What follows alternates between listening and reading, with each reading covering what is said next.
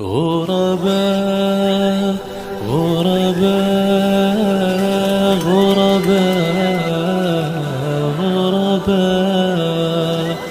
غرباء غرباء غرباء غرباء محبت رسول کے حوالے سے ایک نظم کی، لیکن چونکہ میرا عنوان بدل چکا ہے اس لیے اب میں خواتین کے حوالے سے ایک نظم بیٹیوں کے حوالے سے میں چند مصرے رکھوں گا آپ کے سامنے، جو میرے موضوع سے متعلق ہے۔ بہت سارے بھائیوں کی فرمائش بھی ہے، اور اس کے بعد میں ڈائریکٹ اپنے موضوع کی طرف آ جاؤں گا۔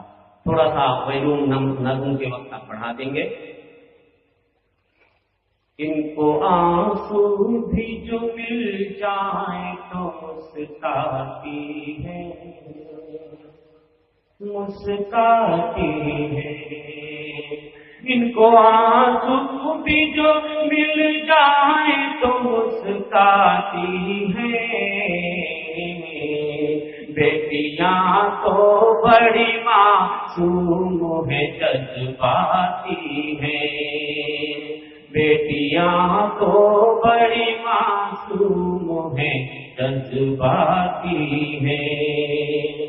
ان سے قائم ہے تقدس بھی ہمارے گھر کا، ان سے قائم ہے تقدس بھی ہمارے گھر کا، ان سے قائم ہے تقدس بھی ہمارے گھر کا۔ صبح کو اپنی نمازوں سے یہ مہکاتی ہے، صبح کو اپنی نمازوں سے یہ مہکاتی ہے، اور اپنی خدمت سے اتر جاتی ہے سب کے دل میں، اپنی خدمت سے اتر جاتی ہے سب کے دل میں۔ ہر نئی نسل کو تہذیب یہ سکھلاتی ہے، ہر نئی نسل کو تہذیب یہ سکھلاتی ہے۔ اور بیٹوں کی تمنا رکھنے والے سنیں کہ لوگ بیٹوں سے ہی رکھتے ہیں توقع، لیکن لوگ بیٹوں سے ہی رکھتے ہیں توقع، لیکن لوگ بیٹوں سے ہی رکھتے ہیں توقع، لیکن بیٹیاں اپنے برے وقت میں کام آتی ہیں، بیٹیاں اپنے برے وقت میں کام آتی ہے۔ اپنی سسرال کا ہر زخم چھپا لیتی ہے۔ میری ماں اور بہنیں سنیں، اپنی سسرال کا ہر زخم چھپا لیتی ہے، اپنی سسرال کا ہر زخم چھپا لیتی ہے۔ سامنے ماں کے جب آتی ہے تو مسکاتی ہے، سامنے ماں کے جب آتی ہے تو مسکاتی ہے۔ بیٹیاں ہوتی ہے پر نور چراغوں کی طرح، بیٹیاں ہوتی ہے پر نور چراغوں کی طرح، بیٹیاں ہوتی ہے پر نور چراغوں کی طرح، روشنی کرتی ہے جس گھر میں چلی جاتی ہے، روشنی کرتی ہے جس گھر میں چلی جاتی ہے۔ ایک بیٹی ہو تو کھل جاتا ہے گھر کا آنگن،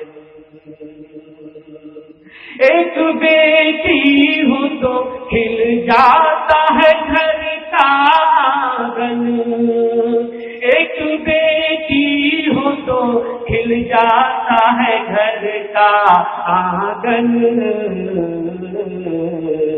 گھر وہی رہتا ہے پر رونق بڑھ جاتی ہے، گھر وہی رہتا ہے پر رونق بڑھ جاتی ہے، اپنے بابا کے کلے جیسے لپٹ کر منظر، اپنے بابا کے کلے جیسے لپٹ کر منظر، اپنے بابا کے کلے جیسے لپٹ کر منظر، زندگی جینے کا احساس دیا جاتی ہے، زندگی جینے کا احساس دلا جاتی ہے، ان کو آنسو بھی جو مل جائیں تو مسکاتی ہے، بیٹیاں تو بڑی معصوم ہے جذباتی ہے۔ حضرات، جیسا کہ سنا، اصلاح معاشرہ میں عورتوں کا کیا کردار ہونا چاہیے۔ عورتوں کے بارے میں ہمیشہ سے یہ غلط فہمی پھیلائی گئی کہ عورتیں انسانیت کے ماتھے پہ کلنک ہیں، عورتوں کی مثال کسی زہریلے سانپ کی طرح ہے، اور نہ جانے کیسے کیسے باطل عقائد عورتوں کے بارے میں لوگوں نے روا رکھے تھے۔ آج بھی مسلمان عورتوں کو بدنام کیا جاتا ہے کہ مسلم خواتین، خاص طور سے مسلم کمیٹی اور مسلم معاشرے کو یہ بدنام کیا جاتا ہے کہ اسلام نے عورتوں پہ بڑا ظلم کیا ہے، اسلام نے عورت کو گھر کی چہار دیواری میں بند کر کے اس پہ بڑا ظلم ڈھایا ہے، اسلام نے عورت کے سر پہ بھاری چادر ڈال کر کے اس پہ ظلم و ستم کے پہاڑ چھوڑے۔ اسی طریقے سے ہمارے بعد روشن خیال مسلم دانشوران بھی یہ کہتے پھرتے ہیں کہ اسلام کی نشر و اشاعت میں عورتوں کا کوئی حصہ زیادہ نہیں رہا ہے، عورتوں کا کوئی خاص کردار نہیں رہا ہے، یہ اتہام ہے، بہتان تراشی ہے، الزام تراشی ہے۔ میں انشاءاللہ ان الزام تراشیوں کا جواب دینے کی کوشش کروں گا۔ آئیے، اسلام سے پہلے کا جو معاشرہ تھا، ارے اسلام نے تو عورت کو مقام عطا کیا، اسلام نے عورت کو اس کا کھویا ہوا مقام عطا کیا، تو پھر اسلام کو آپ مظلوم کیسے قرار دے سکتے ہو؟ اسلام پہ الزام کیسے لگا سکتے ہو؟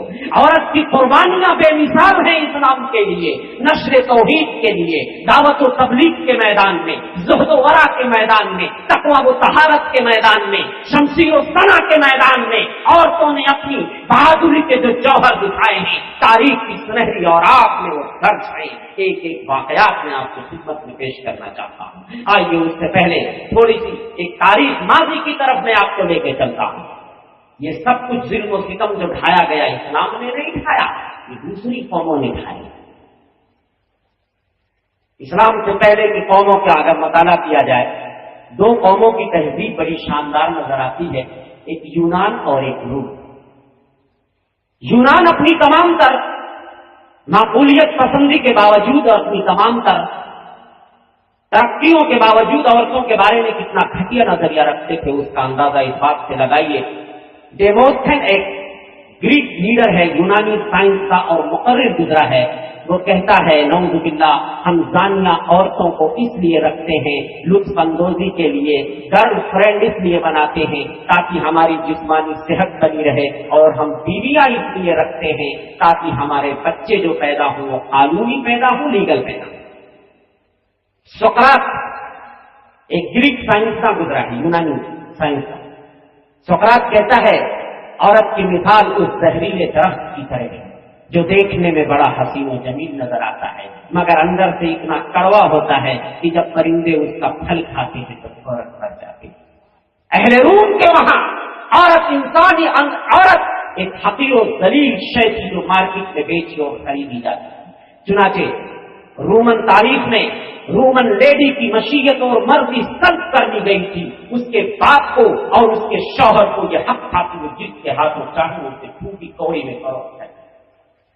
یہودیوں کا یہ عقیدہ تھا، جب عورت ناپاکی کی حالت میں ہوتی تھی یہودی عورت کو اپنے پاس بلاتے نہیں تھے، اپنے برتنوں میں کھلاتے نہیں تھے، اس کا برتن الگ کر دیتے تھے، اس کا بستر الگ کر دیا کرتے تھے۔ نصارا کرسچن کے وہاں عورت اتنی گھناؤنی چیز تھی کہ وہ شادی کرنا ہی مایوس سمجھتے تھے۔ ان کے وہاں ایک بیچلر غیر شادی شدہ سے افضل ہوا کرتا تھا۔ خود ہمارے ہندوستان میں ایک زمانے تک ستی کا رواج تھا، جب کسی عورت کا شوہر مر جاتا تھا تو عورت اس کی چتا پر اپنے آپ کو چلا کر راکھ کر دیا کرتی تھی۔ آخرکار اس گھناؤنے رسم و رواج پہ پابندی ہماری حکومت نے لگائی اور الحمدللہ ستی کا رواج ہمارے ملک ہندوستان سے ختم ہو گیا۔ فرانس کے اندر 586 میں کانفرنس منعقد کی گئی، عورت انسان ہے یا حیوان ہے؟ نعوذ باللہ من ذلک۔ بڑے بڑے اسکالر شریک ہوئے اور بڑے ہی بحث و تبحث کے بعد یہ فیصلہ ہوا کہ نہیں، عورت انسان ہی ہے لیکن اسے مرد کی نوکری اور چاکری کے لیے پیدا کیا گیا تھا۔ 1805 تک انگریزوں کے ہاں یہ قانون بنا ہوا تھا کہ ایک انگریز عورت، ایک انگریز مرد اپنی عورت کو کسی کے ہاتھ پھوٹی کوڑی 5 اونس میں، اونس سمجھ لیجیے جیسے ہمارے وہاں پیسہ چلتا تھا، پھوٹی کوڑی کے عوض بیچ سکتا تھا، فروخت کر سکتا تھا۔ جب تہذیب و تمدن کے ان تہواروں میں عورت کے اوپر ظلم و ستم کے ایسے پہاڑ توڑے گئے تو عرب کے وہ ناخوادہ، وہ بدو، وہ دیہاتی، وہ تہذیب نہ آشنا لوگ، ان کا کیا حال رہا ہوگا؟ وہ تو لڑکیوں کو زندہ درگور کر دیا کرتے تھے۔ قرآن مجید نے کسی کی طرف اشارہ کیا ہے، فرماتا ہے وَإِذَا بُشِّرَ أَحَدُهُم بِالْأُنثىٰ ظَلَّ وَجْهُهُ مُسْوَدًّا وَهُوَ كَظِيمٌ، جب کسی کو لڑکی کی پیدائش کی ولادت کی بشارت دی جاتی تھی اس کا چہرہ دھواں ہو جاتا تھا، سیاہ ہو جاتا تھا، غصے سے لال پیلا ہونے لگتا تھا۔ آخر میرے آنگن میں بچی نے کیسے جنم لے لیا؟ یتوارا من القوم من سوء ما بشر به ایمسکه علی هون ام یدسه فی التراب الا ساء ما یحکمون۔ وہ قوم سے اپنے منہ کو چھپاتا ہوا پھرتا تھا، کیا کرے اس ذلت و رسوائی کو برداشت کرتے ہوئے لڑکی کو زندہ رکھے یا مٹی میں دبا دے؟ کیا کرے؟ الا ساء ما یحکمون، اتنا برا فیصلہ کیا کرتے تھے۔ اور بچیوں کو زندہ درگور کرنے کا جرم صرف مرد ہی نہیں کرتا تھا، عورتیں بھی کرتی تھی۔ لڑکیوں کو اس قدر حقیر و ذلیل بنا دیا گیا تھا، عورتوں کے ذہن و دماغ میں یہ بٹھا دیا گیا تھا کہ لڑکی کو دنیا میں زندہ رہنے کا کوئی حق نہیں ہے۔ حضرت ابن عباس فرماتے ہیں کہ جب کسی عورت کوئی حمل سے ہوتی تھی تو وہ پہلے سے گلا کھود کے رکھا کرتی تھی، جب ولادت کا وقت، ڈلیوری کا وقت قریب آتا تھا اسی گڑھے کے پاس چلی جایا کرتی تھی۔ اگر بیٹا ہوتا تھا تو اسے زندہ رکھتی تھی، اگر بیٹی ہوتی تھی تو اسی گڑھے میں ڈال دیا کرتی تھی، اوپر سے مٹی ڈال دیا کرتی تھی۔ میری ماں اور بہنوں، یہ جرم اس دور کی عورتیں بھی کیا کرتی تھی، صرف مرد ہی یہ جرم نہیں کرتے تھے۔ آج بھی زمانے جاہلیت کی ایک یہ رسم و رواج ہمارے یہاں بھی دیکھنے کو مل رہی ہے۔ آج کتنی عورتیں ہیں جو شکم مادر میں بچیوں کو مار دیا کرتی ہیں۔ ابھی سفیر الدین صاحب ہمیشہ یہ نظم سنایا کرتے تھے کہ دوا نہ کھانا او میری ماں ورنہ میں مر جاؤں۔ کتنی عورتیں ہیں جو شکم مادر میں اپنی معصوم بچیوں کو قتل کر دیا کرتی ہیں، مار دیا کرتی ہیں. یہ بھی درگور کرنے کی ایک شکل ہے. خاص طور سے اگر روح پھونکنے کے بعد کوئی عورت یہ جرم کر رہی ہے تو سمجھ لو وہ ایک جان کو قتل کر رہی ہے. قیامت کے دن اس کو جواب دینا ہوگا. ایک نفس ایک جان کو قتل کرنے کا جواب اسے دینا ہوگا. وہی گل موعودۃ سئلت، جب زندہ درگور کی ہوئی بچی سے پوچھا جائے گا تجھے کس جرم میں قتل کیا گیا؟ بے ای ذنب قتل، کیا جرم تھا بیچاری، کیا جرم تھا بیچاری کا؟ ابھی میں نے آپ کو سنایا شیر کی زبان میں کہ جب بیٹے جہاں کام نہیں آتے ہیں وہاں بیٹیاں کام آ جاتی ہیں. بیٹے سعودیہ دبئی بمبئی کما رہے ہیں، بیٹیاں میکہ چھوڑ کے سسرال چھوڑ کے میکے میں بھاگ کے آ رہی ہیں کہ ابا کی طبیعت خراب ہے، اماں کی طبیعت خراب ہے. وہ گھر سنبھالے ہوئے ہیں، تیمارداری کر رہی ہیں. بیٹا پیسہ کمانے میں سعودیہ دبئی میں مگن ہے. اسی لیے لوگ بیٹوں سے تو رکھتے ہیں توقع، لیکن بیٹیاں اپنی برے وقت میں کام آتی ہیں. اسی لیے کائنات کے امام فرماتے ہیں من کانت لہ انثی، جس کو اللہ کوئی بیٹی عطا کرے فلم یلدھا، اس کو زندہ درگور نہ کرے، پیٹ میں بھی نہ مارے. ولم یہنھا، اس کو ذلیل و رسوا نہ کرے. ولم یؤثر ولدہ علیہا، اور اپنے بیٹے کو اپنی بیٹی پہ ترجیح نہ دے، فوقیت نہ دے.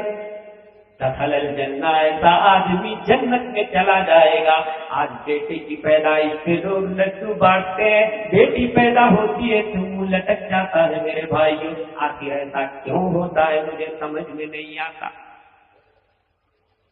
یہ عورت، اس کے کئی روپ بتائے گئے ہیں. یہ عورت اگر ماں ہے تو اس کے قدم کے نیچے جنت ہے. ایک صحابی رسول آتے ہیں، کہتے ہیں اللہ کے رسول مجھے فلاں جنگ میں جانے کی اجازت دے دیجیے. کائنات کے امام فرماتے ہیں تیری ماں زندہ ہے کیا؟ کہتے ہیں ہاں میری ماں زندہ ہے. نبی فرماتے ہیں اذهب فالزمها، جاؤ اپنی ماں کی خدمت کو لازم پکڑو. فإن الجنة عند رجليها، جنت تیری ماں کے قدموں کے پاس رکھ دی گئی ہے. عورت اگر بیٹی ہے تو اس کی پرورش و پرداخت پہ آپ کو جنت کی بشارت دی جا رہی ہے. کائنات کے امام فرماتے ہیں من کان لہ ثلاث بنات، جس کی 3 بیٹیاں ہو گئیں، وصبر علیہن، صبر کرے، وسقاہن، انہیں کھلائے پلائے، وکساہن، انہیں کپڑا اور جوڑا پہنائے، وفی روایت وادبہن، اور ان کو بہترین ادب سکھائے، واحسن الیہن، ان کے ساتھ احسان کرے، بھلائی کا معاملہ کرے. کن لہ حجابا من النار، یہ لڑکیاں جہنم سے اپنے ماں باپ کو بچانے کا کام کریں گی. میرے بھائیوں، جو لوگ لڑکیوں کو زندہ درگور کر دیتے ہیں، آج کوئی کچرے کے ڈھیر پہ ڈال کے چلی جاتی ہے، کوئی ٹرین میں بچی کی ولادت ہوتی ہے ٹوائلٹ میں پھینک کے چلی جاتی ہے، کوئی جنگل میں پھینک کے چلی آتی ہے. یہ کیا تماشا بنا رکھا ہے؟ تمہیں معلوم نہیں بچیاں کیا ہوتی ہیں؟ ریشم کی طرح نرم سی ہوتی ہیں بیٹیاں. میری ماں اور بہنوں، ریشم کی طرح نرم سی ہوتی ہیں بیٹیاں، اوروں کا درد دیکھ کے روتی ہیں بیٹیاں، روتی ہیں بیٹیاں. بیٹا تو ایک گھر کو منور کرے مگر بیٹا تو ایک گھر کو منور کرے مگر 2 گھروں پہ نور لٹاتی ہیں بیٹیاں. بیٹیوں کو زندہ درگور کرنے والی میری مائیں اور بہنیں، ایک زانیہ عورت کو جس کے پیٹ میں حمل پھیل جاتا ہے، اللہ کے رسول اس عورت کو بھی قتل کرنے کی اجازت نہیں دیتے ہیں، اسے دنیا میں آنے کی اجازت دیتے ہیں. اور تم اپنے ہی اولاد کو، اپنے ہی جگر کے ٹکڑے کو مار دیتی ہو، پیٹ کے اندر ابارشن کرا لیتی ہو، دوا کھا کے ان کو طاقت کرا دیتی ہو. بتاؤ تم اللہ کے وہاں کیا منہ لے کر جا. اچھا، جو لڑکیاں زندہ درگور ہونے سے عرب کے معاشرے میں بچ جاتی تھی، ان کے ساتھ کیا ظلم و ستم ہوتا تھا، ذرا وہ دیکھ لیجیے. جو زندہ درگور ہونے سے بچ گئی، وراثت سے محروم کر دیتے تھے. عرب کے لوگوں کا مقولہ تھا یرثنا من یحمل السیف ویحمل بیضا، ہمارا وارث وہ ہوگا جو تلوار چلا لے، جو قوم کی حفاظت کر لے، یعنی ہمارے بیٹے ہمارے وارث ہوں گے، ہماری بیٹیاں ہماری وارث نہیں ہوں گی۔ تو زندہ درگور کرنے کا رواج جو زمانے جاہلیت میں تھا، اس کی جھلک آج ہمارے معاشرے میں دیکھنے کو مل رہی ہے۔ آج زمانے جاہلیت میں لڑکیوں کو وراثت سے محروم کر دیا جاتا تھا، اور زمانے جاہلیت کی ایک جھلک ہمارے معاشرے میں دیکھنے کو مل رہی ہے۔ آج بیٹیوں کو ہم بھی تو وراثت سے محروم کر دیتے ہیں، آج وراثت کو کوئی بولنے والا نہیں ہے۔ قرآن مجید کی آیت کریمہ سورہ بقرہ کے اندر جس تفصیل سے اللہ نے لڑکیوں کے حقوق بتائے ہیں اور وراثت کے مسئلے کو واضح کیا ہے، شاید کوئی مسئلہ ہو اللہ نے قرآن میں اتنی تفصیل سے جس کو بتایا ہو۔ ارے مولوی عالم جان سب باندھے جائیں گے، کسی کو بھی چھٹی نہیں ملے گی۔ بہنوں کو جو حصہ مار مار کے بیٹھے ہو، اور وہی بہن آتی ہے تو تمہاری بیوی منہ چراتی ہے، اگر وہ تمہارا تولیہ استعمال کر لے تو تمہاری بیوی بگڑ جاتی ہے، وہ کچن میں جاتی ہے تو پیر رک جاتے ہیں، پتہ نہیں بھابھی چار بات نہ سنا دے، اسی کا حق مار کے تم بیٹھے ہو۔ وہی لڑکی، وہی تمہاری بہن جاتی ہے تو آنسو بہا کے جاتی ہے، مگر کہہ کے جاتی ہے بھیا لے جاؤ میرا حصہ میں دے رہی ہوں۔ لیکن ہمارے میکے اور ہمارے بھرم کو نہ توڑنا، کم از کم ہمارا آنا جانا برقرار رکھنا۔ سوال یہ ہے یہ نوبت کیوں آتی ہے؟ بیٹیاں معاف کر دیتی ہیں، لیکن آپ نے کبھی آفر کیا، پیشکش کی کہ بہنی یہ تمہارا حصہ ہے، اسلام نے اتنا کہا ہے لے جاؤ بہنی کو نہیں؟ کہاں جواب دو گے میرے بھائی؟ زمانے جاہلیت میں جو عورت زندہ درگور ہونے سے بچ جاتی، لوگ جوئے میں اپنی بچیوں کو ہار جایا کرتے، اپنے بچوں کو ہار جایا کرتے۔ اللہ اکبر۔ قرآن کہتا ہے یا ایھا الذین آمنوا انما الخمر والمیسر والانصاب والازلام رجس من عمل الشیطان، اے ایمان والو بے شک شراب، جوا اور تیر کے پاسے بت یہ سب رجس ہے، یعنی پلید ہے، نجس ہے، شیطانی کام ہے، فاجتنبوہ، ان سے پرہیز کرو شاید کہ تم کامیاب ہو جاؤ۔ بے شک تمہارے درمیان شیطان جوا کے ذریعے سے، اسی جوا اور شراب نوشی کے ذریعے سے شیطان تمہارے درمیان عداوت اور دشمنی کی بیج بونا چاہتا ہے، تمہیں لڑانا چاہتا ہے۔ حضرت قتادہ فرماتے ہیں زمانے جاہلیت میں ایک آدمی اپنی بیوی کو، اپنے بچے کو، اپنی بچیوں کو جوئے میں ہار جاتا تھا، جب اپنی دولت، اپنی چیز دوسرے کے ہاتھ میں دیکھتا تھا تو غمزدہ ہو کر بیٹھ جاتا تھا، پھر لڑائیاں چھن جاتی تھی۔ اسی کی طرف قرآن نے اشارہ کیا ہے کہ شیطان تمہارے درمیان کسی جوا شراب کی وجہ سے دشمنی اور عداوت پیدا کرنا چاہتا ہے، تمہیں اللہ کے ذکر سے روکنا چاہتا ہے، تمہیں نمازوں سے روکنا چاہتا ہے۔ اس لیے میرے بھائیو شیطان کے جھانسی میں نہیں آنا۔ اور تو ایک جرم یہ بھی ہوتا تھا، آدمی جتنی چاہتا تھا شادیاں کرتا تھا، جب چاہتا تھا شادی کرتا، جب چاہتا طلاق دے دیتا، جب چاہتا واپس لے آتا، کوئی نظام ہی نہیں تھا۔ صبح کو طلاق دی، شام کو واپس کر لیا، پھر صبح کو طلاق دی، شام کو واپس کر لیا۔ اسلام نے کہا نہیں، ایسے نہیں چلے گا۔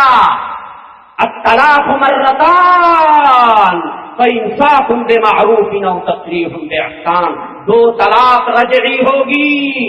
3 گولیاں تمہاری بندوقوں میں ہیں، 1 گولی چلی واپس لا سکتے ہو، دوسری فائرنگ ہوئی واپس لا سکتے ہو، اب تیسری فائرنگ اگر ہو گئی تو بیوی ہمیشہ کے لیے حرام ہو گئی۔ اب وہ شرعی حلالہ سے واپس آ سکتی ہے، ناجائز حلالہ سے واپس نہیں آ سکتی ہے۔ آج مولویوں نے حلالے کی دکانیں کھول کھول کر نہ جانے کتنی مسلم لڑکیاں حلالہ کی ناجائز چھری یا پاک چھری سے ذبح کرتی جاتی ہیں، اور وہاں پہ کٹملے بیٹھے ہوئے ہیں کرائے کے ساتھ جو مسلم خواتین کی عزت و عصمت کے سودے کر رہے ہیں۔ اور طلاق کے حوالے سے میں بھی آپ کو بتا دوں، 3 طلاق ایک ساتھ دینے کا شریعت میں کوئی جواز نہیں ہے، تصور نہیں ہے۔ ایک طلاق تو 1 مہینہ گزرنے کے بعد، دوسری طلاق تو پھر اگر تمہیں نہیں لانا ہے تو 1 مہینہ گزرنے کے بعد تیسری طلاق دو. یہ مسلمانوں نے ایک ساتھ 3 طلاقیں دے دے کر کے آج غیروں کو قانون بنانے پہ مجبور کر دیا. یہ ہم مسلمانوں کی دین ہے. آج جو فصل ہم نے بوئی تھی وہ کاٹ رہے ہیں, خمیازہ ہم بھگت رہے ہیں. اگر ہم نے شرعی طریقے سے اپنی عورتوں کو طلاق دی ہوتی تو آج یہ نوبت نہ آتی کسی کو مداخلت کرنے کی ہمارے مسلم پر. مالیگاؤں کی عورتیں قابل مبارکباد ہیں جنہوں نے اتنا بڑا تاریخی مظاہرہ کیا کہ ہم اپنی شریعت میں مداخلت برداشت نہیں کر سکتی. ہماری شریعت نے جو قانون بنا دیا ہے ہم اس کے سر تسلیم جھکاتی. سلام کرنے کے لائق مالیگاؤں کی دیکھا ہوگا آپ نے اخباروں کے اندر ٹھاٹھیں مارتا ہوا سمندر مسلم خواتین کا, پورے ملک میں ان کی آواز نہیں ہوئی. تو یہ داستان بڑی لمبی ہے. عورتوں پہ ظلم و ستم, اسلام نے عورت کو بڑا مقام عطا کیا, ظلم و ستم کی چکی سے نکالا. اسلام نے عورت کو انسانیت کا آدھا حصہ قرار دیا. انما النساء شقائق الرجال, عورت اور مرد انسانیت کا آدھا حصہ ہے. 50 اگر مرد ہے تو 50 عورت ہے. کچھ چیزوں میں کچھ ذمہ داریاں مردوں کی ہیں, کچھ ذمہ داریاں عورتوں کی ہے, الگ بات ہے. لیکن بحیثیت انسان دونوں کے اندر فرق ہے. ہاں, مرد کو قوام بتایا گیا ہے, الرجال قوامون علی النساء. مردوں کے اندر جو باصلاحیت بات چیزوں میں ہے وہ عورتوں میں نہیں ہے, لیکن عورتوں میں جو صلاحیت ہے وہ مردوں میں بھی تو نہیں ہے. کیا مرد بچہ پیدا کر لے گا, بچے کی پرورش کر لے گا؟ تو کچھ چیزوں میں ان کی صلاحیت زیادہ ہے, کچھ چیزوں میں مردوں کی صلاحیت زیادہ ہے. لیکن بحیثیت انسان انما النساء شقائق الرجال, عورتیں اور مرد انسانیت کا آدھا حصہ ہے. یا ایھا الناس انا خلقناکم من ذکر و انثی, او انسانوں ہم نے تمہیں ایک انسان ایک مرد ایک عورت سے پیدا کیا ہے. وجعلناکم شعوبا وقبائل لتعارفوا, اور ہم نے تمہیں مختلف قبیلوں میں بانٹ دیا ہے تاکہ تم ایک دوسرے کے ساتھ تعارف حاصل کرو. ان اکرمکم عند اللہ اتقاکم, تم میں سب سے معزز وہ ہے جو متقی اور پرہیزگار ہے. مرد اگر متقی ہے تو اللہ کی نگاہ میں اس کا رتبہ بلند ہے, عورت اگر متقی ہے تو اس کا رتبہ بلند ہے. صرف مرد ہو جانے سے آپ کا رتبہ بلند نہیں ہوگا, صرف عورت ہو جانے سے آپ کا رتبہ بلند نہیں ہوگا. آخرت میں نجات ملے گی تو ایمان و تقوی کی بنیاد سے ملے گی. اگر ایمان و تقوی سے یہ دل سرشار ہو جائے, جنت میں ہم دونوں محل بنانا چاہتے ہیں کہ نہیں چاہتے, تو دونوں کو یہ کام کرنا ہوگا. اگر ایمان و تقوی سے یہ دل سرشار ہو جائے تو عالی شان جنت میں محل تیار ہو جائے.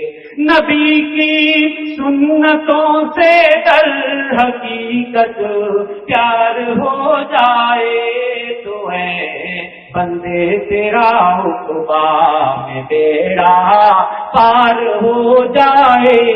اگر ایمان و تقوی سے دل سرشار ہو جائے.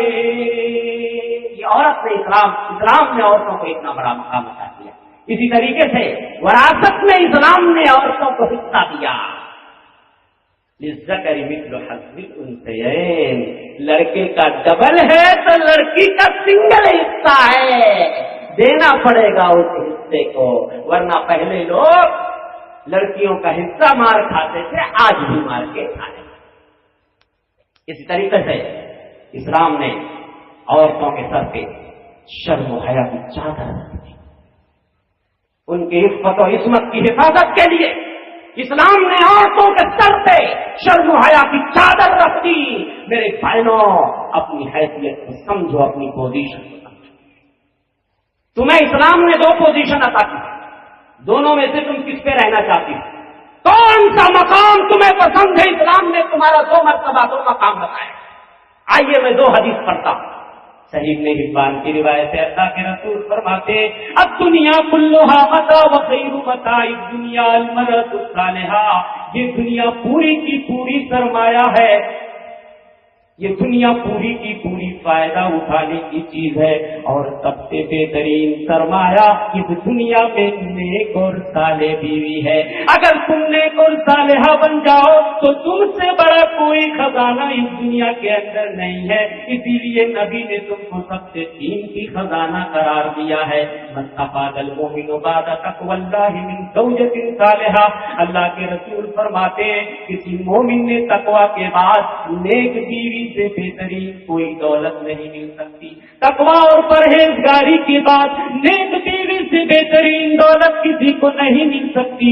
نیک بیوی کی تعریف اور ڈیفینیشن بھی نبی فرماتے ہیں التی کا نظر الیہا اسرتہ، اس کا شوہر جب اسے دیکھ لے تو وہ خوش کر دے، وَإِذَا أَمَرَهَا أَطَاعَتْهُ، اور جب اس کا شوہر اسے حکم دے تو اس کے حکم کو بجا لائے، وَإِذَا أَقْسَمَ عَلَيْهَا بَرَّتُ، اگر اس کا شوہر اس سے قسم ڈال دے تو بیوی قسم کی لاج رکھ لے، اگر اس کا شوہر اس کو چھوڑ کے دیش پر دیش کمانے چلا جائے تو وہ اپنے نفس کی حفاظت کرے، شوہر کے مال کی حفاظت کرے۔ نبی فرماتے ہیں لِيَتَّخِذْ أَحَدُكُمْ قَلْبًا شَاكِرًا وَلِسَانًا ذَاكِرًا، تم میں سے ایک آدمی کو چاہیے اگر خزانہ تو وہ شکریہ ادا کرنے والا دل پیدا کرے، ذکر کرنے والی زبان پیدا کرے، وزوجۃ صالحہ، نیک بیوی اختیار کرے، التی تعین علی امور الاخرہ،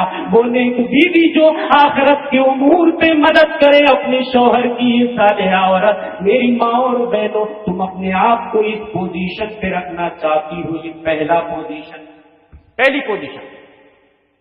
دوسری بھی پوزیشن بتائی گئی ہے اور وہ پوزیشن بہت خطرناک ہے، تمہیں ہوئی ہے، زمین کا سب سے بڑا فتنہ قرار دیا۔ یہ حدیث پڑھتا ہوں، اللہ کے رسول فرماتے ہیں ان الدنیا حلوۃ خضرا، یہ دنیا میٹھی اور سرسبز و شاداب چیز ہے، وان اللہ مستخلفکم فیہا، اللہ اس زمین میں تمہیں خلیفہ بنانے والا ہے، فینظر کیف تعملون، وہ دیکھنا چاہتا ہے تم عمل کیسا کرتے ہو، وہ دیکھنا چاہتا ہے تم عمل کیسا کرتے ہو، اور بغیر عمل کے تو گاڑی چلے گی ہی نہیں۔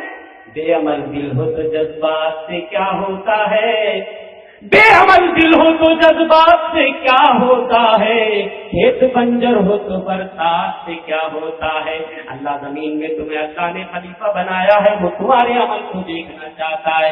واتقوا الدنیا واتقوا النساء، دنیا سے بچنا، عورتوں سے بچنا۔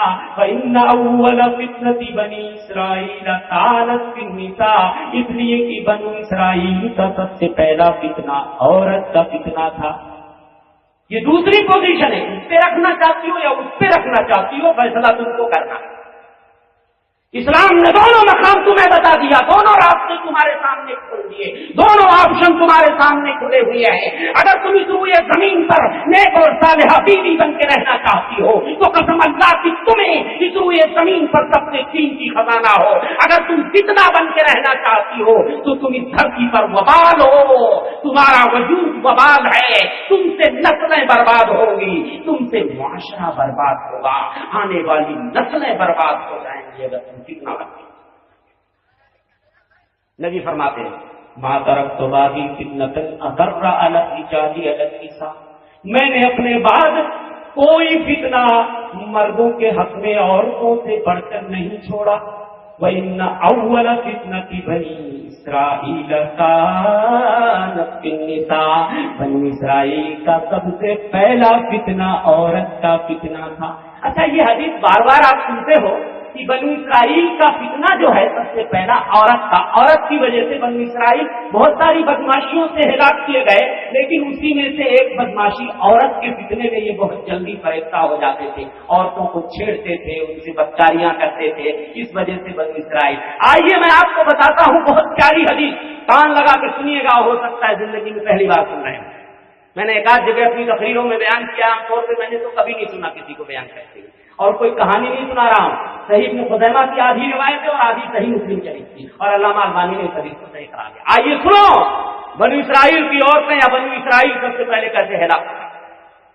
ان اول ما ہلک بنو اسرائیل، سب سے پہلے بنو اسرائیل ہلاک ہو گئے، بِأَنَّ امرأة الفقیر كانت تكلفه من الثياب والصيغ والصيغة مثل ما تكلفه امرأة الغنی۔ بنو اسرائیل سب سے پہلے ہلاک اس لیے ہو گئے کہ ایک غریب کی عورت اپنے شوہر سے وہ ڈیمانڈ کرتی تھی جو مالدار کی بیویاں اپنے شوہروں سے کرتی ہیں، کپڑے اور زیورات کے ڈیمانڈ۔ غریب عورتیں جو تھیں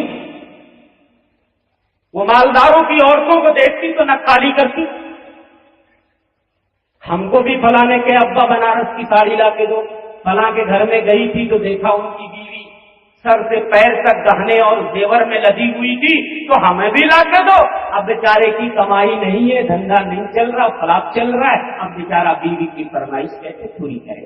ایسی عورت کتنا ہوا کرتی ہے جو اپنے شوہر کو حرام کمانے پہ مجبور کر دیا کرتی ہے۔ جب شوہر ڈیمانڈ کرے گی، وہ ڈیمانڈ کرے گی جس کی طاقت شوہر کے اندر نہیں ہے، یہ نیک بیوی کی پہچان نہیں ہوا کرتی ہے۔ شوہر ڈاکہ مارے گا، شوہر رشوت کھائے گا، شوہر سود خوری پر آمادہ ہوگا، شوہر دوسروں کا گلا دبا کے بیوی کی فرمائش پوری کرنے کی کوشش کرے گا۔ لیکن ماں اور بہنوں، یہ عورت کتنا ہے جو اپنے شوہر سے وہ ڈیمانڈ کرتی ہے جو مالداروں کی بیویاں کرتی ہیں۔ ایک نیک صالح بیوی کی پہچان یہ ہوا کرتی ہے کہ جب اس کے شوہر کی کمائی نہیں ہوتی ہے تو شوہر کو تسلی دے دیتی ہے، او میرے شوہر نامدار، آج اگر آپ کی کمائی میں اللہ نے برکت نہیں دی ہے، کل کو اللہ برکت دے دے گا، لیکن حرام کبھی نہ کمانا، مجھے حرام کمائی نہیں چاہیے، مجھے حرام کمائی سے اپنے بچوں کی پرورش نہیں کرنی۔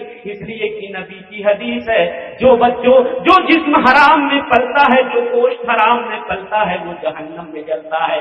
وہ فلانے کے ابا مجھے حرام کمائی میرے گھر میں مت لانا، میں تھوڑے میں گزارا کر لوں گی، 2-4 جوڑے میں گزارا کر لوں گی، 2-4 انگوٹھیوں میں گزارا کر لوں گی، لیکن میرے پاس حرام کمائی لے کر نہیں آنا۔ یہ نیک بیوی کی پہچان ہوا کرتی ہے۔ اب بتاؤ تمہیں کس پوزیشن پہ رکھنا؟ اچھا، عورتوں کے اندر خود نمائی کا جذبہ، یہاں سے صحیح مسلم کی حدیث شروع ہو رہی ہے، یہی حدیث اللہ کے رسول نے جب یہ بات بتائی کہ بنی اسرائیل پہلے کیسے ہلاک ہو گئے، اس کے بعد آپ نے فرمایا بنی اسرائیل کے اندر 2 عورتیں تھیں، بڑے لمبے قد کی چھریرے بدن والی، جب وہ مارکیٹ میں باہر نکلتی تھی تو لوگ ان کو گھورتے تھے، تاڑتے تھے، ہاں کتنا لمبے قد کی ہے۔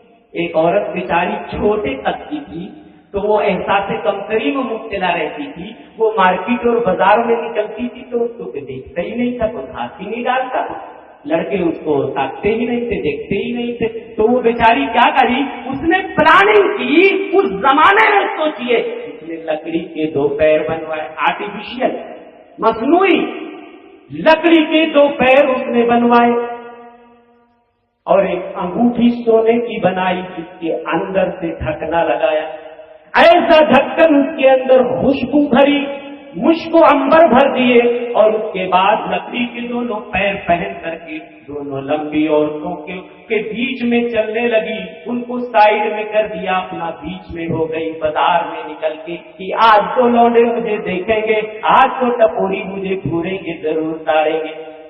ٹپوریوں کا کام کیا ہے؟ یہ چوراہے پہ بیٹھ کے گھور رہے ہیں، وہ چوراہے پہ بیٹھ کے دوسروں کی ماں اور بہنوں کو تاڑ رہے ہیں، کپڑے کس رہے ہیں، جملے کس رہے ہیں، کام ہی کیا ہوتا ہے؟ اور یہ واٹس ایپ موبائل کا زمانہ ہے، ایئر فون کان میں ٹوٹے ہوئے ہیں، کوئی بہن بیٹی کسی کی جا رہی ہے اور اس سے جملے کس رہے ہیں۔ نوجوانوں ہوش کے ناخن لو، وہ تمہاری بھی بہن ہو سکتی ہے، تمہاری بھی ماں ہو سکتی ہے، تمہاری بھی پھوپھی ہو سکتی ہے، تمہاری بھی خالہ ہو سکتی ہے، جس لڑکی پہ تم کمنٹ کرتے ہو اسلام نے اجازت نہیں دی ہے۔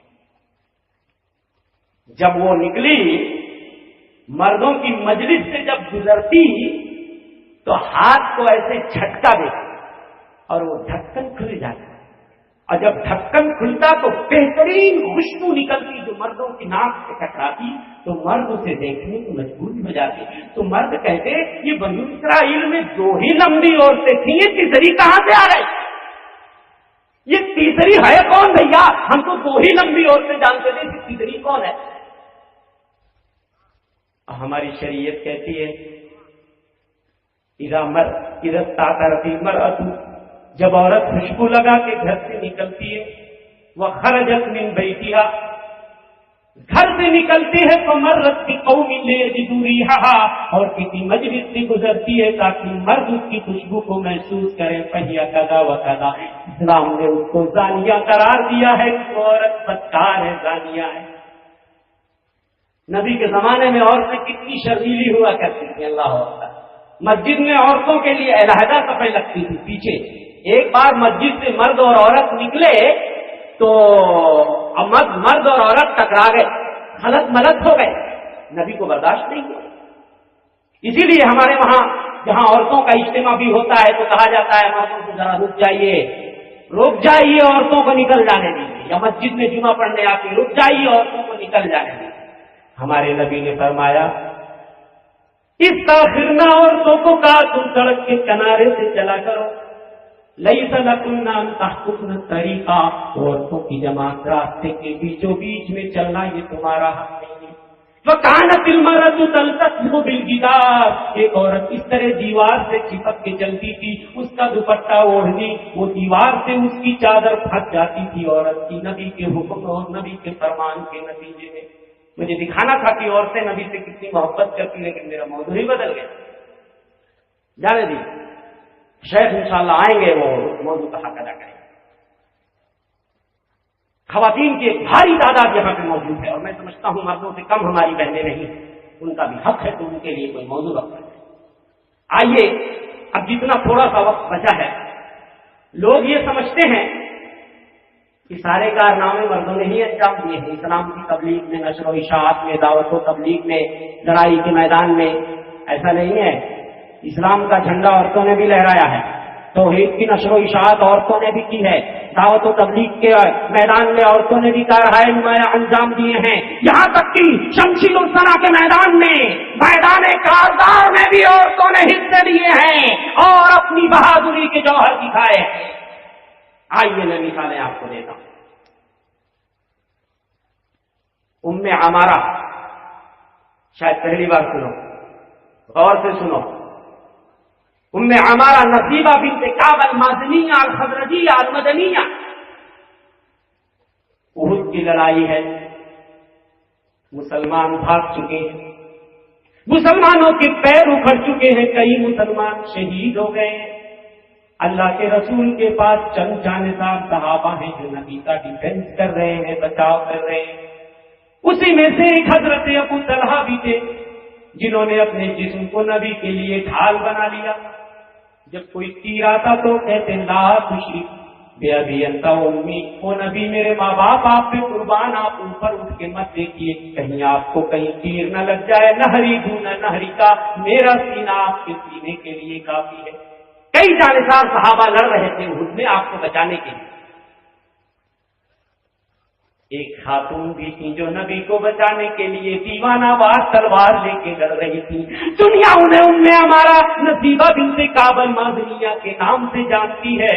ابن طمعہ نے جب بدماش نے نبی کے نیزے سے حملہ کر دیا، خون کی کڑیاں نبی کے گال میں، آپ کے رخسار مبارک میں پیوست ہو گئی، آپ زخمی ہو گئے. ام عمارہ برداشت نہیں کر پاتی ہیں، کھڑیڑ کے دوڑاتی ہیں اس مشرک کو، تلوار سے اس کے اوپر وار کرتی ہیں، مگر وہ دو سرہیں پہنے ہوئے تھا. آخرکار ان کے کندھے پہ زخم آ جاتے ہیں ام عمارہ کے. نصیبہ بنت کعب المازنیہ نبی فرماتے ہیں ملتفت فی احد یوم یمین و شمالا. احد کی لڑائی میں جب بھی میں نے دائیں بائیں جب میں نگاہ پھیرتا رائی تو ہاتھوں قاتل دونی، میں نے اس کو دیکھا ام عمارہ کو کہ وہ میرے بچاؤ کے لیے کافروں سے لڑ رہی ہے. اللہ اکبر. ایک خاتون لڑکی کے لیے لڑ رہی ہے، نبی کو بچانے کے لیے لڑ رہی ہے. جب لڑائی ختم ہوتی ہے اللہ کے رسول کہتے ہیں ام عمارہ کوئی تمنا ہے، کوئی دعا ہے تو بتاؤ. کوئی تمنا ہے، کوئی آرزو ہے دل میں؟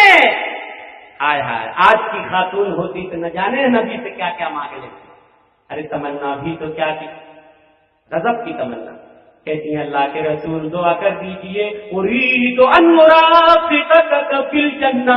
اے اللہ کے رسول میرا شوہر بھی اس لڑائی میں آیا ہے، میرے دو بیٹے بھی اس لڑائی میں آئے ہیں. او اللہ کے رسول دعا کر دیجئے نريد ان نرافقك في الجنہ، وہ اللہ کے رسول جنت میں ہم آپ کے ساتھ رہنا چاہتے ہیں۔ اللہ کے رسول ہاتھ اٹھا کے دعا کرتے ہیں، اللہم اجعلہم رفقائی فی الجنہ، اللہم اجعلہم رفقائی فی الجنہ، اے اللہ جنت میں انہیں میرا رفیق بنا دینا، میرے ساتھ میں بنا دینا۔ آیا میری ماں اور بہنوں، کیا تم بھی اسی طرح جنت کی خریدار ہو تو مجھے بتاؤ۔ تمہارے دل میں بھی اگر طرف ہے، تمنا ہے تو شوہروں کی اطاعت اپنی ذمہ داری کو سمجھو، دین کی نشر و اشاعت میں تم بھی حصہ لو، تمہاری جس طرح سے پہلے کی خواتین نے حصہ لیا تھا۔ اس دور میں جنت کے خریدار کہاں ہیں؟ چہرہ ادھر کرو، میں جنت کی طرف لے چل رہا ہوں تھوڑا سا ماحول کو پرسکون بنانے کے لیے۔ اس دور میں جنت کے خریدار کہاں ہیں؟ غفلت میں پڑے ہیں سبھی، بیدار کہاں ہیں؟ بیدار کہاں ہیں؟ وہ دیکھو بلاتی ہیں ہمیں حور بہشتی، وہ دیکھو بلاتی ہیں ہمیں حور بہشتی، ہم حور کے دل ماں کے طلبگار کہاں ہیں؟ طلبگار کہاں ہیں؟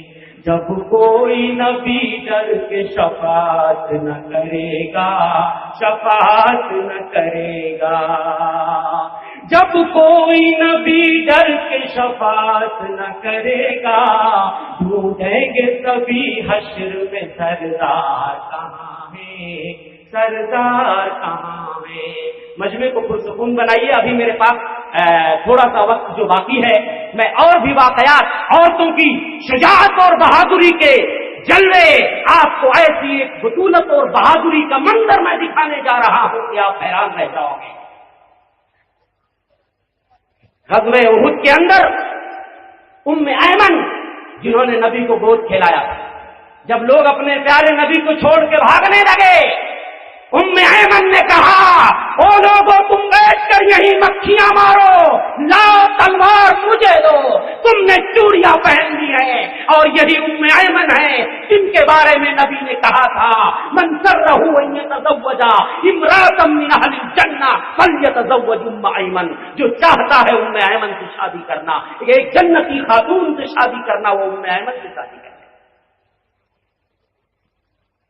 ام سعد بن معاذ، جن کے موت پہ رحمان کا عرش ہل گیا تھا، کبشہ بنت رافع ان کی اماں کا نام سعد بن معاذ، جن کے جنازے میں 70,000 فرشتے آئے تھے۔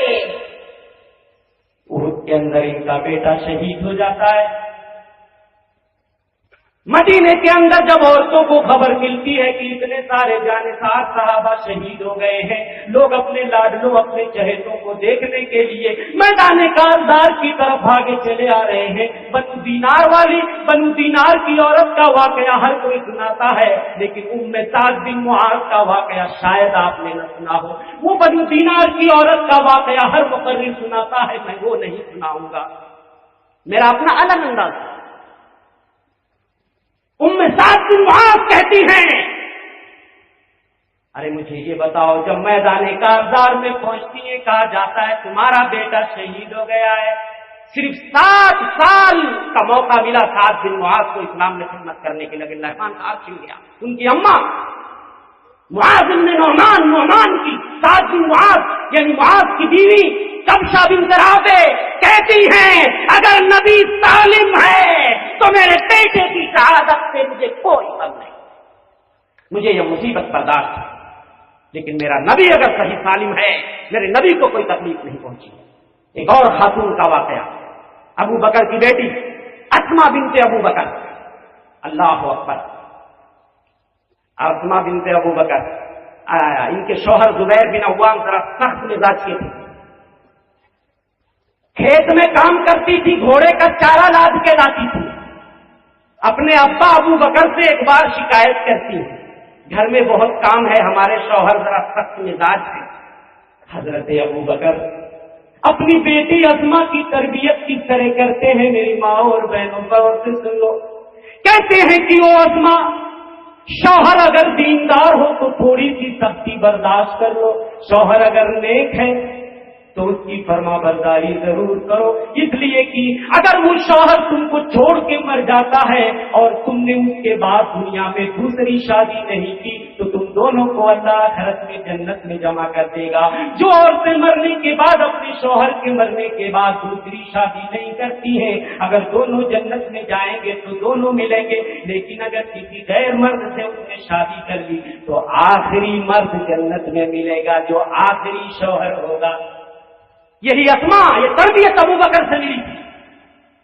عبد الملک بن مروان نے جب حجاج بن یوسف ثقفی جیسے ظالم و جابر کو گورنر بنایا، حجاز، عراق، یمن، عراق سب فتح کرتے ہوئے مکہ تک اس کا دائرہ وسیع ہو گیا۔ مکے پر حضرت عبداللہ ابن زبیر کمانڈر تھے اور وہاں کی کمان سنبھالے ہوئے۔ حضرت عبداللہ بن زبیر نے دیکھا ہماری تعداد کم ہے، حجاج بڑا ظالم و جابر ہے، ہم اس سے نہیں لڑ سکتے، ہمارے ساتھی تھوڑے ہیں۔ اپنی بوڑھی ماں اسما کے پاس آتے ہیں، 60-65 سال سے زیادہ عمر ہو چکی ہے، آنکھ کی بینائی ختم ہو گئی تقریباً۔ کہتے ہیں اماں حجاج کا لشکر اتنا بڑا ہے کہ ہمارے اندر مقابلے کی طاقت نہیں ہے۔ حضرت اسما کہتی ہے کہ بیٹا بنو امیہ کی گردن میں اپنا ہاتھ، بنو امیہ کے ہاتھوں میں اپنی گردن کبھی نہ دینا۔ بیٹا اگر تم سمجھتے ہو کہ تم حق پہ ہو تو اسلام کے لیے اپنی گردن کٹا دینا، مگر بنو امیہ کے ہاتھوں میں تم اپنی گردن کبھی نہ دینا، یہ تمہاری لاش کی بے حرمتی کر کے رہیں گے، چھوڑیں گے نہیں۔ بیٹا اگر حق پہ ہو تو جان لٹا دینا۔ حضرت عبداللہ بن زبیر لڑتے لڑتے شہید ہو جاتے ہیں، پھانسی پہ لٹکا دیتا حجاج، اور پھر اس بوڑھی ماں کے پاس آتے ہیں اور کہتے ہیں او اماں اپنے بیٹے کا حشر معلوم ہوا، تمہارے بیٹے نے حرم میں الحاد اور ظلم کیا، اپنے کیفر کردار تک پہنچ گیا۔ اماں نے کہا او حجاج تو میرے صبر و ضبط کا امتحان لینے آیا ہے، تجھے پتا نہیں کہ میرا بیٹا عبداللہ بن زبیر حرم کی پاسداری کرنے والا صوام بھی تھا، قوام بھی تھا، راتوں کو تہجد پڑھتا تھا، قرآن کی تلاوت کرتا تھا۔ میرا بیٹا اللہ سے دعا کرتی تھی اللہ مجھے اس وقت تک موت نہ دینا جب تک میں اپنے بیٹے کی لاش کو نہ دیکھ لوں، اپنے بیٹے کی لاش میں خوشبو نہ لگا لوں، اپنے بیٹے کو اپنے ہاتھوں سے کفن نہ پہنا دوں، اللہ مجھے موت نہ دینا۔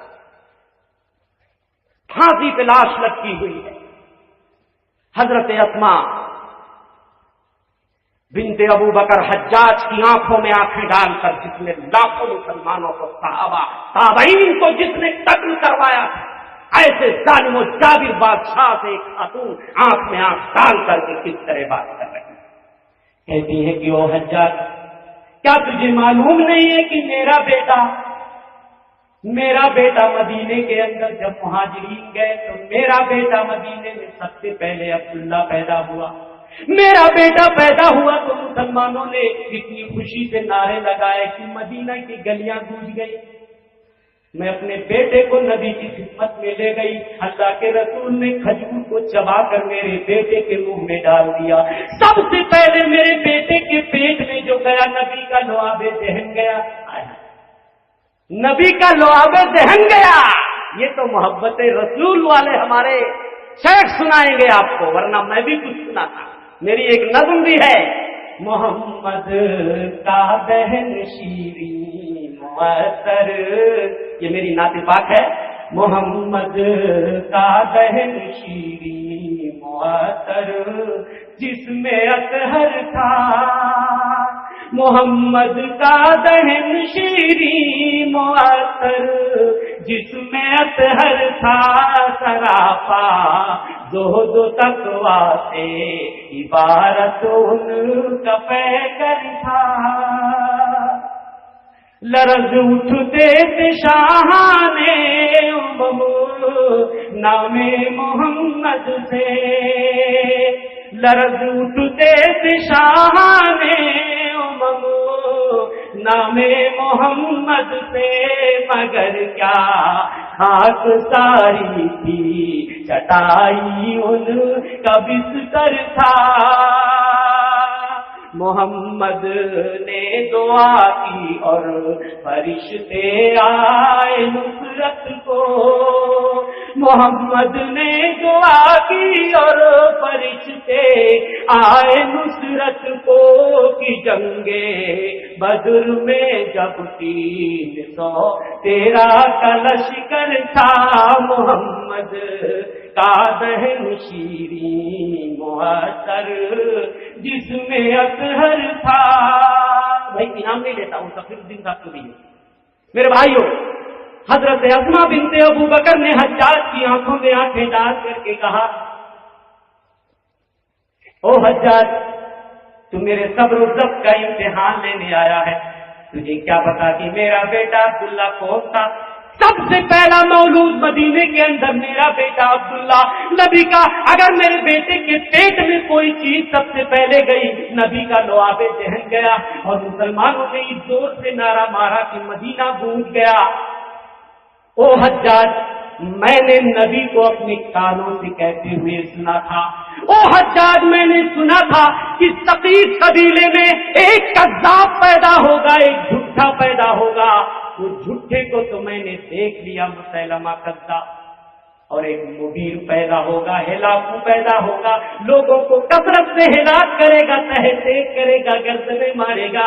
میں نے تجھ کو بھی دیکھ لیا، اپنی زندگی میں میں نے نبی کی حدیث پوری ہوتی ہوئی دیکھ لی۔ بہت سی خواتین کے تذکرے ابھی باقی ہیں، میں جو سوچ کے آیا تھا، لیکن وقت ختم ہو گیا اور یہاں ممبئی میں مجبوری بھی ہوتی، اس لیے میں زیادہ وقت نہیں لینا چاہتا۔ اپنے مہمان خطیب جو اتنی دور سے آئے ہیں، انشاءاللہ محبت رسول پہ میں لب کشائی کرنے والا تھا، لیکن شیخ کو میں نے ہبا کر دیا یہ موضوع، اب آپ اس موضوع کا حق ادا کریے۔ میں نے عورتوں کا حق ادا کیا یا نہیں، یہ عورتیں فیصلہ۔ بس میرے بھائیوں، کسی کے دل میں اگر بات بیٹھ جائے اور اللہ کسی کو میرے ذریعہ یا شیخ کے ذریعہ، کسی کے ذریعہ اگر اللہ ہدایت دے، دیکھیے لطف اور مزہ لینے کی بات نہیں، اللہ اگر ہدایت دے دے تو یہ میرے لیے دنیا جہان کی نعمت سے بہتر ہے۔ اللہ سے دعا ہے کہ اللہ ہم سب کو، ہمیں سب سے پہلے ہمیں اس پہ عمل کرنے کی، اس کے بعد اب تمام بھائیوں کو، مردوں کو، خواتین کو اللہ سبحانہ و تعالی نیک عمل کرنے کی توفیق بخشے، آمین۔ وما توفیقی الا باللہ، صلی اللہ علیہ نبینا محمد۔ السلام علیکم ورحمۃ اللہ وبرکاتہ۔ جزاکم اللہ خیرا واحسن الجزاء۔ محترم بھائیوں، جیسے فضیلت الشیخ محمد مصطفیٰ اجمل مدنی حفظہ اللہ جو خواتین کی ذمہ داریوں سے متعلق 4 تاریخ کو جو پروگرام ہے وہ آئے ہوئے ہیں، ہمارا ہی علاقہ ہے، اب چونکہ ہمارے پاس بہت مختصر ہے اور ہم ذرا یاد نہیں لینا چاہتے، اس لیے آپ سب کے چہتے خطیب کو دعوت دی جائے، اس سے پہلے میں برابر جناب شفیع الدین صاحب سے گزارش کر رہا ہوں کہ مختصر سی ایک نظر پیش کریں، پھر اس کے بعد ہم شیخ محترم سے تفصیلی خطاب سے بات فرمائیں گے۔